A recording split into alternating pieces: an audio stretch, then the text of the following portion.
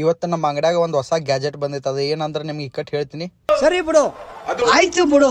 ನಮಸ್ಕಾರ ರೀ ಎಲ್ಲರಿಗೆ. ಇವತ್ತು ನಾ ದೌಡಿ ಎದ್ದು ಪಟ ಜಳಕ ಮಾಡಿ ರೆಡಿಯಾಗಿ ಸೀದಾ ಗಣಪತಿ ಬಪ್ಪಂದು ಪೂಜೆ ಮಾಡ್ತೀನಿ ರೀ. ಪೂಜೆ ಆಗಿಂದ ಸೀದಾ ಹೊರಗೆ ಬಂದು ಪಟ ಗಾಡ್ಯಾಗ ಕ್ಯಾನ ಏರಿಸಿ ನಮ್ಮ ತಮ್ಮಗೆ ಹಾಲಿಗೆ ಕಳಿಸ್ಬಿಡ್ತೀನಿ. ಯಾಕಂದ್ರೆ ನಾ ಇವತ್ತು ರೆಸ್ಟ್ ಮಾಡೋದಿತ್ತು. 4-5 ದಿವಸ ಕಂಟಿನ್ಯೂ ನಾ ಹೋಗಿದ್ದೆ.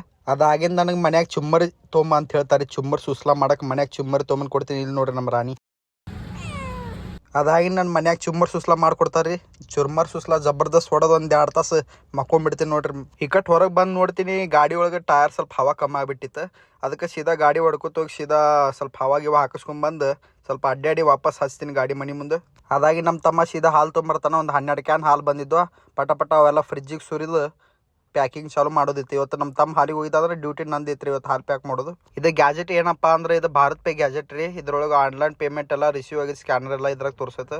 ಮತ್ತೇನು ಸ್ಪೆಷಾಲಿಟಿ ಇಲ್ರಿ ಇದ್ರಾಗ. ಸ್ವಲ್ಪ ಆಂಡ್ರಾಯ್ಡ್ ಫೋನ್ ಇದ್ದಂಗೆ ಐತಿ. ಆಟೋ ನೋಡ್ಕೊರಿ.